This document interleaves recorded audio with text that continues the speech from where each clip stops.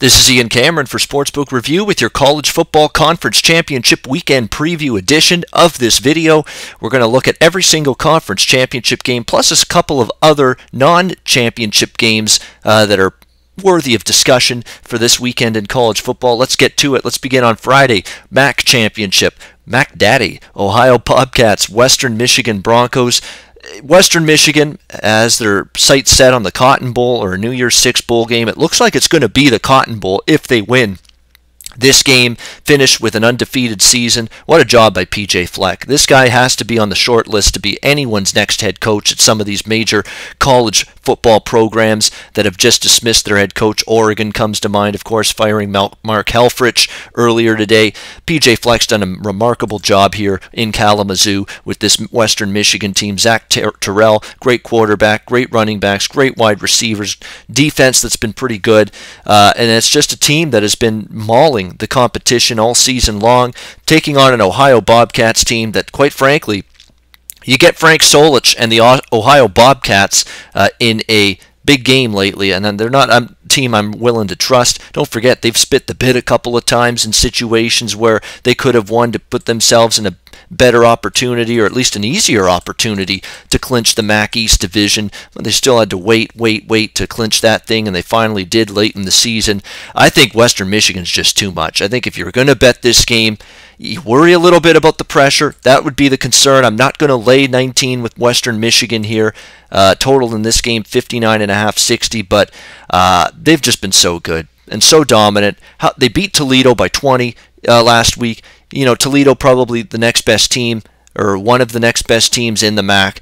There's no way I'm stepping in front of this Western Michigan team. Maybe pressure is what you worry about with this team, but I think the pressure is the only thing I worry about. I don't worry about Ohio beating them. I worry about Western Michigan maybe making their own mistakes, succumbing to it, but they haven't succumbed to it all year, and I don't think they will here. I think Western Michigan wins the MAC title and completes their undefeated season and goes on to the Cotton Bowl.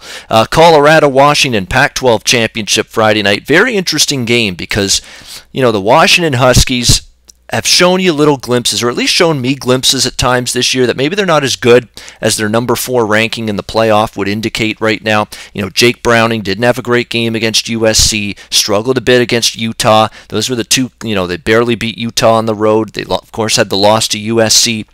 The Trojans, who are arguably the hottest team in the Pac-12 at the end of this season, if not the entire country right now. But Washington, the way they rebounded against the Washington State Cougars last week in the Apple Cup, dominated a very good Washington State team and shut down an offense that's very good and had a tremendous year. Luke Falk had a great year with that Washington State offense running at Mike Leach and that attack, which was also having success running the ball, which is not typical of a Mike Leach team. And with the way Washington was able to shut them down in the Apple Cup last week to clinch the Pac-12 North, get to this Pac-12 title game, keep their playoff hopes alive. Very impressive. And I worry about Colorado in this matchup because I think Washington is the better team, and I'm not stepping in front of the Huskies here. It would be Washington -7.5, -8, or nothing for me in this game. Colorado, I've not been as impressed with the Buffs lately. I mean, the Buffs have been a tremendous story. Mike McIntyre is my pick as Coach of the Year. The way he's turned this team around from a losing season after losing season to this tremendous season now, and winning the Pac-12 South, winning the going to the Pac-12 title game. Sefo Lufau, solid quarterback. Philip Lindsay, a great running back. A very, very good defense, but I don't think I saw enough explosiveness and points put up on the board by the offense to trust them here against this Washington defense, which, you know, shut down, I think, arguably one of the best offenses in the Pac-12 last week in Washington State. Could be tough for Colorado to move the football in this football game. A slight early money toward the under, which I kind of agree with. I think the under might be worth a look at 58.5 in this game, but I'm not looking at going against Washington, that's for sure. Be Washington or nothing, maybe the best play in this game under the total. All right, let's go to Saturday. Baylor, West Virginia. This is our play of the week, actually. It's not going to be from a conference championship game. We're using this game as play of the week in our college football video. Baylor, you can stick a fork in them as far as I'm concerned. They are dead. Okay, this is a dead team that's got nothing left to play for. Lame duck head coach and Jim Grobe, who's not coming back. Seth Russell gets hurt. Zach Smith's in there, the freshman quarterback. And as a result, what's Baylor got left to play for at this stage of the season? Not going to a bowl game. The loss last week against Texas Tech assured them of that. It's just a team that's been disappointing, and you're and you're in a situation now where you've had a dismal season. You've had the scandal off the field. You're in a situation now where they're 6-5. I beg your pardon. Baylor's 6-5. Definitely, they are bowl eligible. But that being said, it's a situation where how excited are they going to be to play this game? This is not 6-5 is not what you go to Baylor and expect. You're expecting this team to be in contention for Big 12 titles year after year after year, and that didn't happen with Baylor this year. You just worry if that enthusiasm is going to be there this season for this finale here against West Virginia. What concerns me about Baylor, the Oklahoma game, they get behind early. They get punched in the mouth. They don't really respond all that well. They actually played well, I thought, against Kansas State, a couple of weeks ago. They played them tough early. Then Kansas State takes the lead. Turnover, Kansas State gets another touchdown. Then that was it. Baylor just packed it in. They got punched in the mouth again and didn't respond. Last week against Texas Tech, okay, they got the first touchdown. Good start for Baylor against Texas Tech. Well, Texas Tech responds and scores, the next, 30-some points? No response from Baylor. None. Zero. That's bad body language, bad mentality. They've been outgained in 4 straight. They're 0-5 now against the spread, 0-5 straight up and against the spread their last 5 games. I don't see where this team brings you the effort and motivation required here for a good performance here, taking on West Virginia. And West Virginia, I questioned them a little bit mentally after that Oklahoma loss at home. You thought, wow, national TV, huge game. You get bombed 56-28. Do you respond? And they did. They played a very good game after that. Crushed Iowa State on the road, 49-19. Very good win for the Mountaineers to bounce back. I think they can lay it on Baylor. I don't even know if Baylor shows up. This could be a no-show waiting to happen for the Baylor Bears. We're going to get back to this game. You already know where I'm going, but we'll make it official with Play of the Week at the end of this video. All right, let's go to the Bedlam battle. Oklahoma State, Oklahoma. Always an entertaining rivalry between these two teams.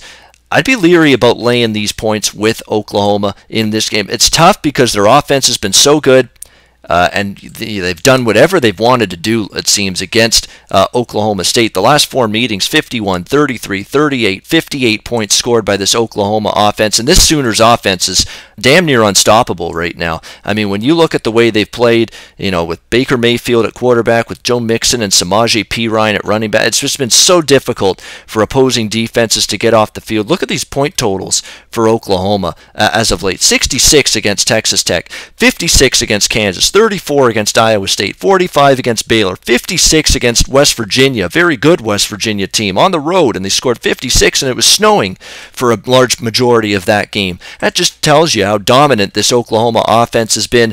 Oklahoma State's defense, they did shut down TCU in their last game, but they did give up 44 to Texas Tech. They also gave up 37 to Kansas State.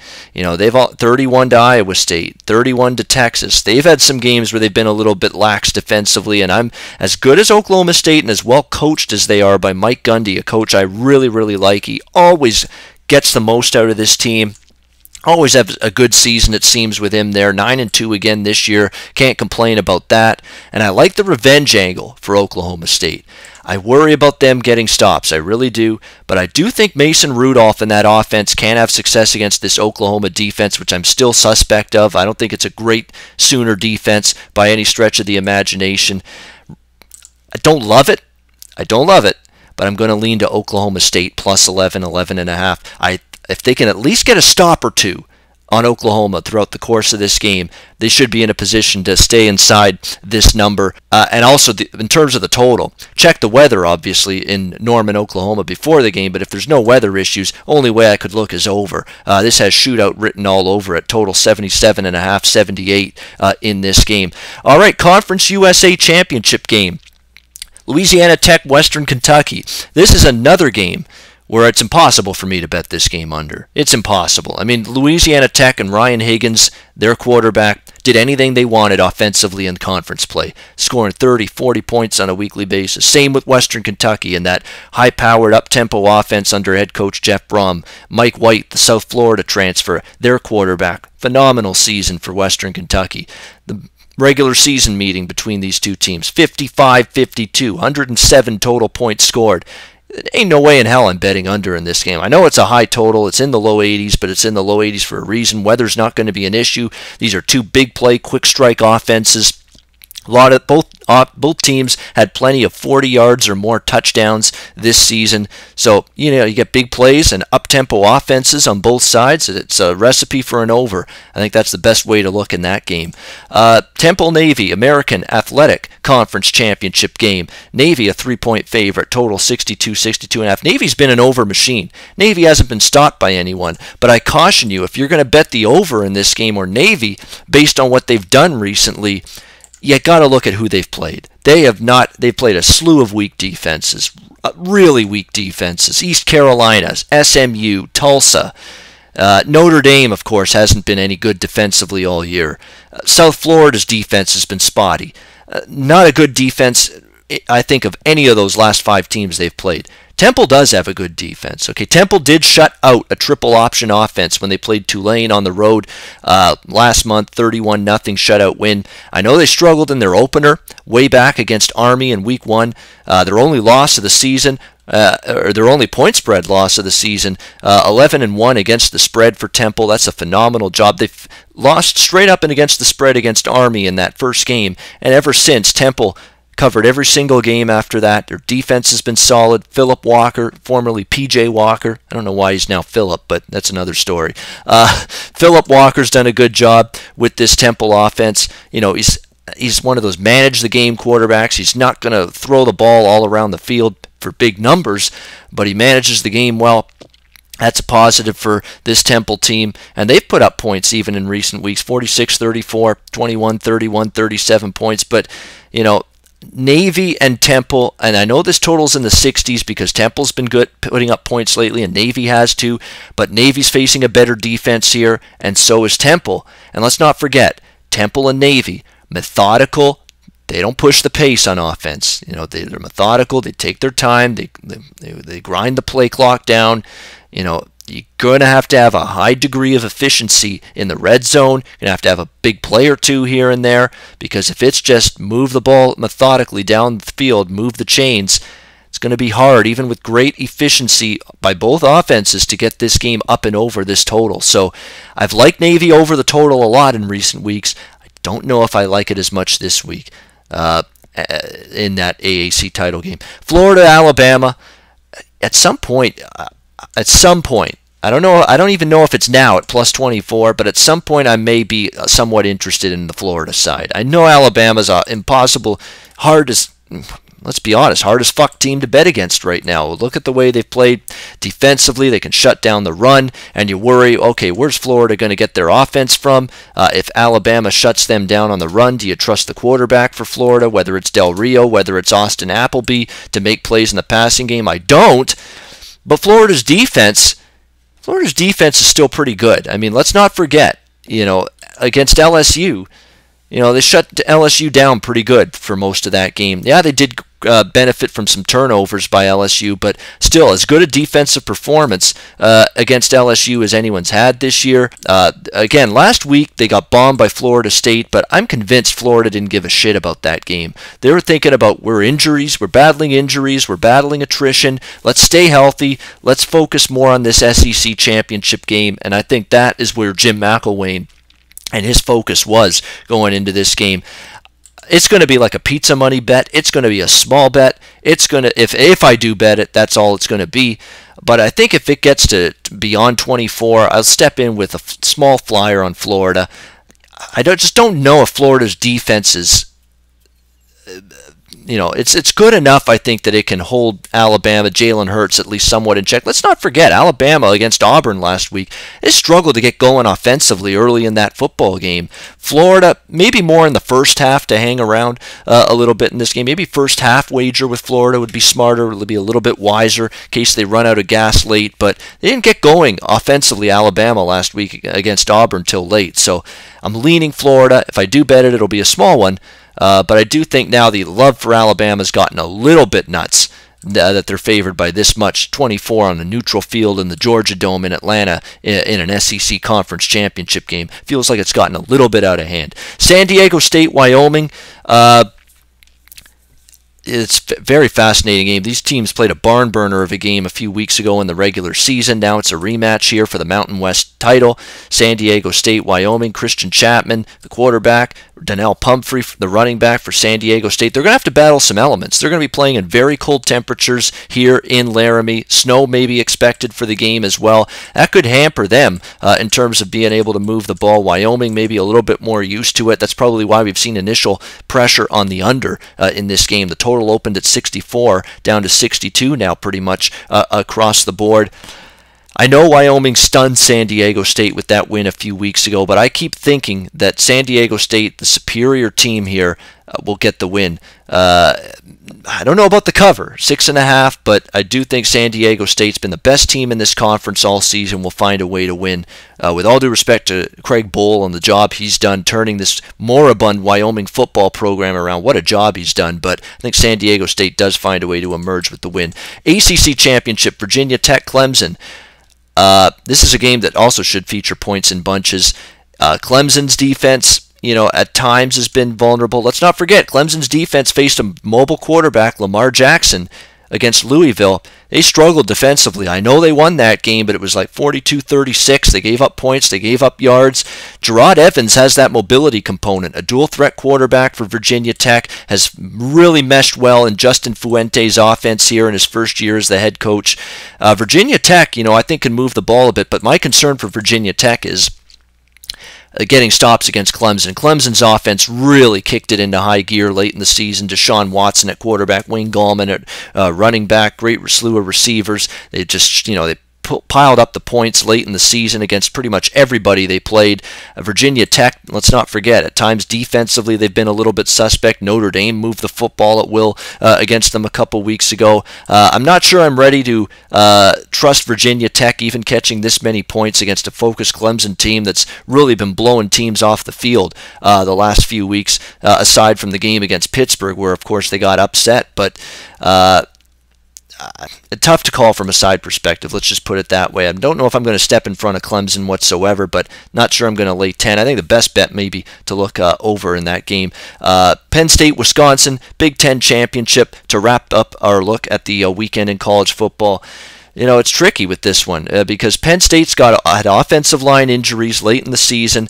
Unless one of the big boys in the top 4 falls, this is likely a game between these two teams for the Big Ten Championship and for a Rose Bowl, not for a spot in the college football playoff. But I think Wisconsin's being undersold a little bit. I'd have to lean to the Badgers. Respect Penn State. James Franklin's done a good job. The offense, Joe Moorhead, the offensive coordinator, phenomenal job with this group. But I think Wisconsin, being undersold, Wisconsin could have beat Michigan, hung tough with them in the Big House, only lost that game by single digits. You think about the fact that, against Ohio State, that game went to overtime. Everybody forgets that. You forget about the fact they beat LSU in the first week of the season. Not many teams have beaten LSU this season. So Wisconsin, to me, a little bit undersold. I think at less than 3. Again, I don't love it, but I would definitely look to placing some kind of bet here prior to kickoff on Wisconsin at less than a field goal, -2.5 here in this Big Ten Championship game. All right, let's wrap it up. It is play of the week time for College Football Championship weekend, and even though it's championship weekend, I'm going to one of the non-championship weekend games for play of the week. We're going back to West Virginia, Baylor. We're going to lay some wood in this game. We're going to lay some lumber. We're going to take West Virginia -17 to absolutely kick the living snot out of Baylor. I think this team is tapped out. I think they have given up on their season. I see quit. Let's take West Virginia minus 17 play of the week in college football for championship weekend. All right, that'll wrap it up. I'm Ian Cameron for Sportsbook Review. Research before you bet. Be sure to check out SPR Picks for the best game predictions, breakdowns, and much, much more.